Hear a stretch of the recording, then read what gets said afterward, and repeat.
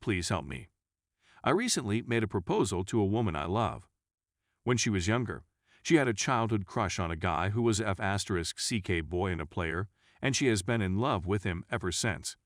When they were together, contrary to her claims, they were in a relationship a couple of years ago. Her mom and her two best friends told me they were a couple. In regards to this individual, I've always had a sixth instinct, or spider sense, that he wasn't fully out of her life even though he is aware that she is with me and she says they don't interact with one another. I have never prohibited her to speak with anyone. Consequently, we just went on a trip for the holidays and New Year's Day celebrations.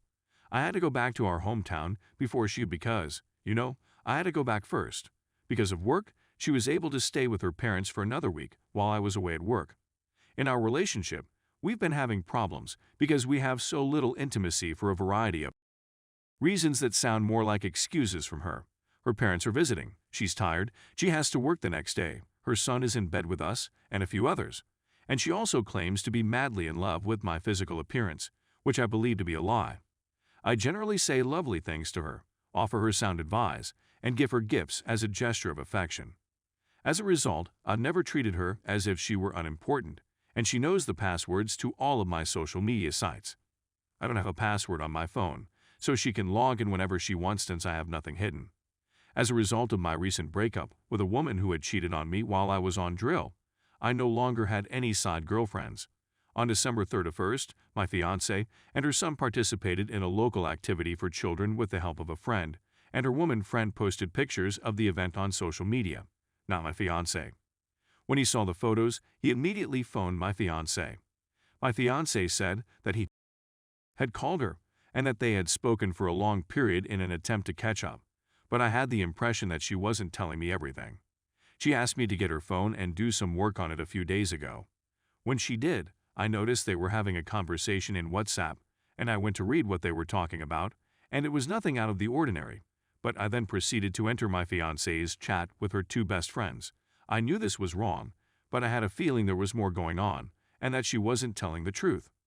In this conversation with her two closest friends, additionally, my fiancée said that she had told this guy the same thing about having S, but that they needed to wait until the proper time. My fiancée is completely unaware that I am aware of these discussions, and I haven't had the chance to sit down with her and discuss them. Although she's been extremely loud in her insistence that I should trust her, it's difficult for me to do so when she's lying to me. What do you think you'd do in this situation? Would you be willing to call it quits? Inquire about the details of her explanations. Sorry for the long tail. Please accept my apologies for this. Update 1. The last time I checked, my original post had been made 28 days ago, and I'd like to submit an update. First and foremost, I'd want to express my gratitude to everyone who took the time to remark on the post and write personally to me via the comment section.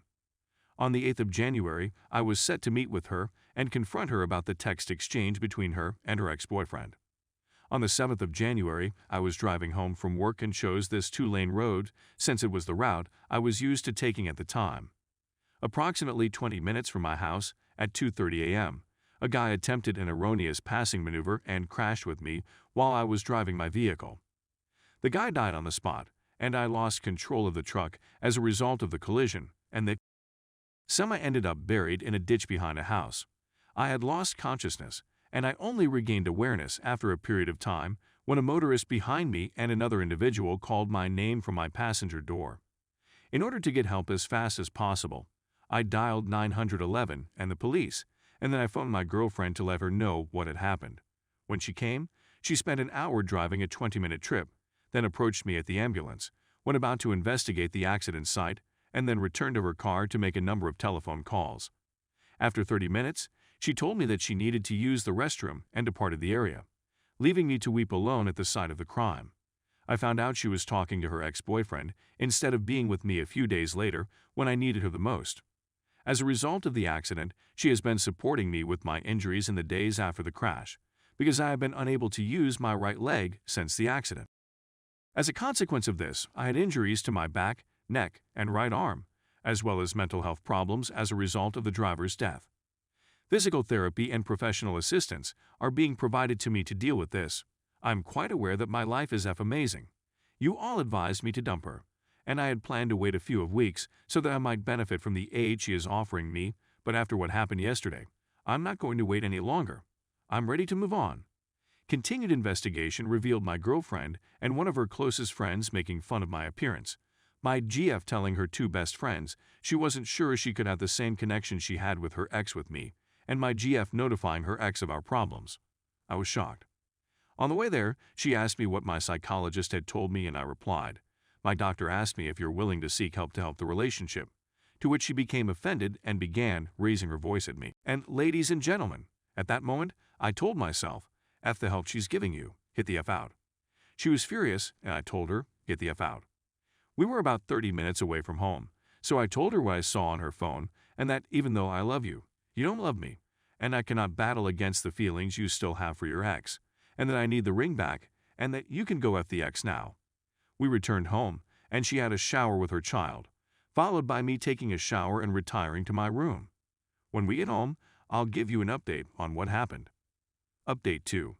The kindness of everyone has meant a lot to me, but coping with everything is taking its toll on me. My closest friend and family are in Texas, and I'm all alone here in Florida. This communication has been sent late due to the fact that I am unable to devote much time to it due to appointments with the psychologist, therapy sessions, and medical visits. We washed and went to bed early the next morning after returning from her son's therapy session the previous evening.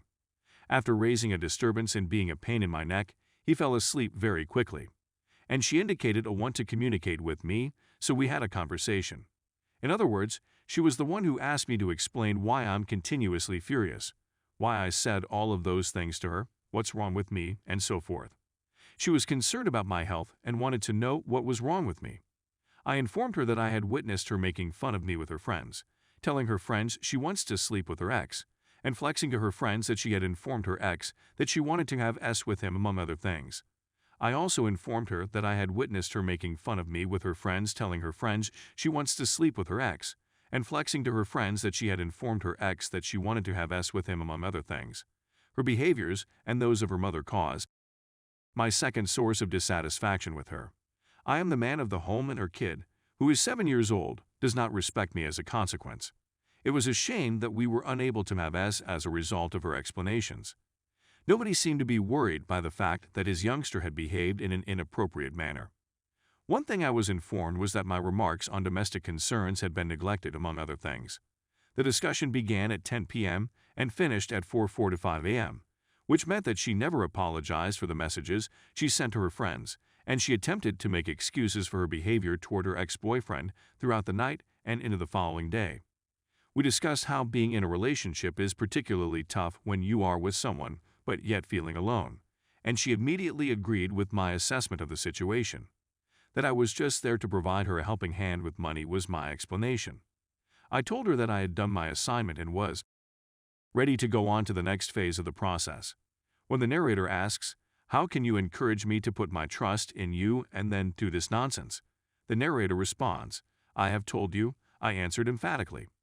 I'm referring to one of the town's hotels in particular at this point. I'm slowly but steadily taking my belongings from the home and putting them away in storage. So that's all I have to say for the time being. I'll be back on Friday with more information.